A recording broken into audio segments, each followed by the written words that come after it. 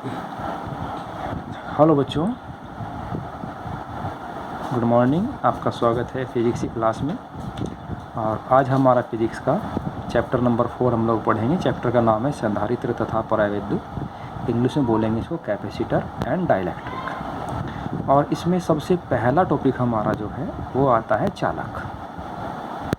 चालक ईजिली हमारे सभी बच्चे जिन्होंने हाई स्कूल को पार कर लिया है, क्योंकि आप इंटर में हैं तो जाहिर सी बात हाई स्कूल पार ही हो चुके हैं, तो चालक को ईजिली जानते हैं। चालक की अलग अलग बुक के अनुसार अलग अलग परिभाषा होती है।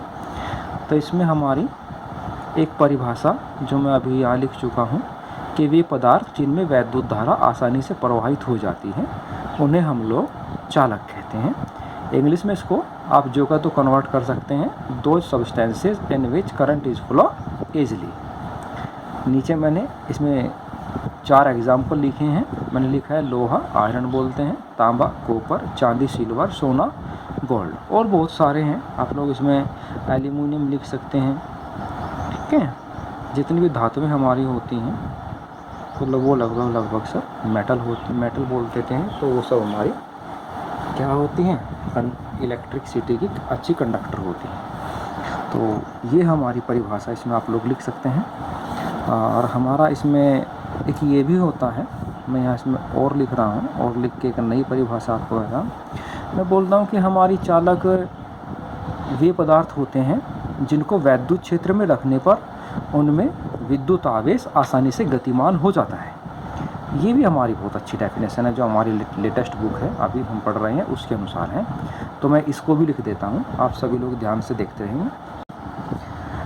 हाँ, तो बच्चों मैंने यहाँ पे इसकी एक और परिभाषा लिख दी है कि वे पदार्थ जिन्हें वैद्युत क्षेत्र में रखने पर उनमें वैद्युत आवेश गतिमान हो जाता है। इंग्लिश में मैं इसको जोगा तो ट्रांसलेट करने का प्रयास किया मैंने कि दो substance in which on applying electric field electric charge moment करने लगता है। तो ये हमारा यहाँ पे चालक की डेफिनेशन है। उसके बाद हमारा दूसरी डेफिनेशन हम यहाँ पे अचालक बोलते हैं। अचालक होता है, और अचालक का दूसरा नाम हमारा विद्युत रोधी होता है।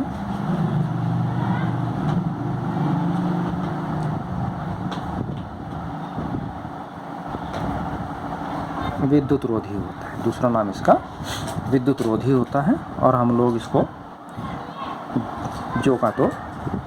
जो हमारी पिछली डेफिनेशंस हैं उनको हम लोग रिपीट कर सकते हैं। जैसे हमने लिखा है ऊपर कि वे पदार्थ जिनमें वैद्युत धारा आसानी से प्रवाहित हो जाती है, तो इसमें हम लोग लिखेंगे कि वे पदार्थ जिनमें वैद्युत धारा आसानी से प्रवाहित नहीं होती है, कि दो substance in which current is not flow easily. Simple सी बात है। मैं इसके एग्जाम्पल्स बदल देता हूँ और इन्हीं परिभाषाओं को हम लोग चेंज कर देंगे केवल एक नोट लगाने के बाद। मैं अभी इनको वो लगा रहा हूँ, आप देखते रहिए। हाँ, तो बच्चों मैंने डेफिनेशंस को बदल दिया है। मैंने लिखा है कि वे पदार्थ जिनमें वैद्युत धारा आसानी से प्रवाहित नहीं होती, दो substance in which current is not flowing easily. ठीक है, हम लोग ये लिख सकते हैं। इसमें एग्जाम्पल मैं यहाँ लिख दे रहा हूँ अलग से, हमारे एग्जाम्पल्स हो जाते हैं। एग्जाम्पल्स में बहुत सारे एग्जाम्पल्स होते हैं। हम लोग हमारी रबर, कांच, लकड़ी, कागज, वायु, etc। इंग्लिश वाले बच्चे भी लिख सकते हैं रबर को, रबर ही लिखते हैं। कांच को ग्लास लिखते हैं, लकड़ी को वुड लिखते हैं, कागज़ को पेपर लिखते हैं, और वायु को एयर लिखते हैं, etc। तो हमारा ये हो जाता है। ठीक है, अब इसमें दूसरी परिभाषा मैं ऊपर वाली को रिपीट नोट लगाकर यहाँ पे चेंज कर रहा हूँ। ऊपर वाली हमने लिखी है कि वे पदार्थ जिन्हें वैद्युत क्षेत्र में रखने पर उनमें वैद्युत आवेश गतिमान हो जाता है, हम उसमें लिखेंगे नहीं हो जाता है। बस इतना सा ही लिखना है हमें, और ये आपको अपने आप ही करनी है। बाकी मैं तो ये कहूँगा कि आप उसको अपने आप कीजिए। ऊपर वाली को जब मैं केवल इतना सा ही चेंज करना है, नोट लगाना है, तो कम से कम नोट आप लोग लगा सकते हैं। उसके बाद हमारे 2 छोटे से टॉपिक हैं जिनकी कोई परिभाषा नहीं है, लेकिन मैं आपको समझाने का प्रयास करता हूँ। सबसे पहला हमारा टॉपिक है चालकों में मुक्त आवेश। चालकों में आवेश हम लोग लिखेंगे कि फ्री चार्ज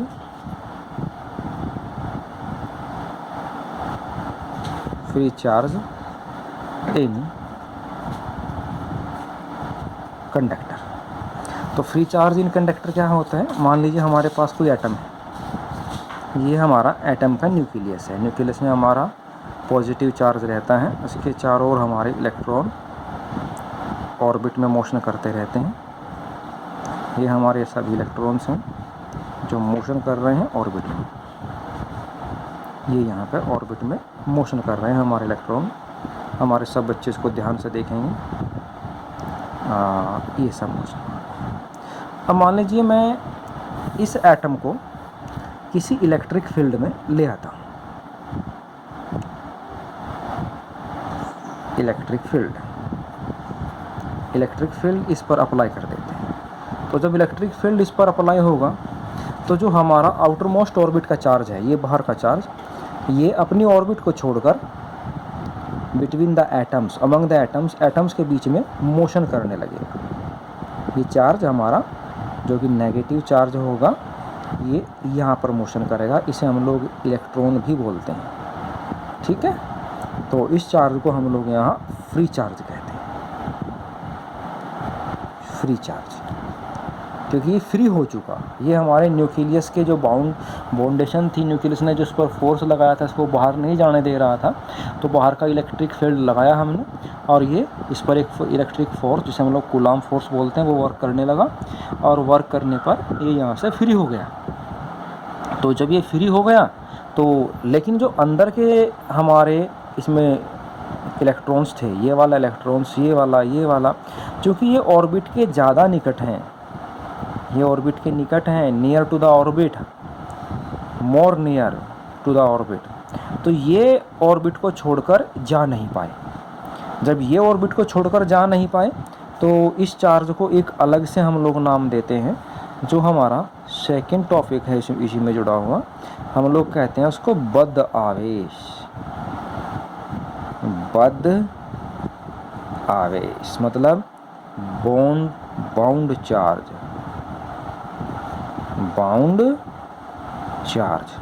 तो बाउंड चार्ज क्या हो गया? बाउंड चार्ज हम लोग उस चार्ज को बोलते हैं जो नाभिक के अट्रैक्शन से बाउंड होता है और नाभिक को छोड़कर, न्यूक्लियस को छोड़कर कहीं नहीं जाता, उसी के चारों ओर चक्कर लगाता रहता है एटम में। फ्री चार्ज हमारा क्या होता है? फ्री चार्ज हमारा वो चार्ज होता है या वे इलेक्ट्रॉन्स होते हैं कि जो हमारे बाहर के इलेक्ट्रिक फील्ड में एक्सीलरेट होकर अपनी ऑर्बिट को छोड़कर कहीं बाहर चले जाते हैं और फ्री हो जाते हैं from the attraction of nucleus के अट्रैक्शन से फ्री हो जाते हैं, तो इसीलिए हम उसको फ्री चार्ज बोलते हैं। तो हमारे दो प्रकार का चार्ज हो गया, फ्री चार्ज और बाउंड चार्ज। तो ये बात आप सब बच्चों को यहाँ पे स्पेशली ध्यान रखनी है। और जो टॉपिक मैंने पढ़ाया इसके बारे में अगर कुछ समस्या आपको आती है तो आप मुझसे संपर्क कर सकते हैं और मेरा मोबाइल नंबर है आप सबके पास में, आप तत्काल मुझसे संपर्क कर सकते हैं। धन्यवाद।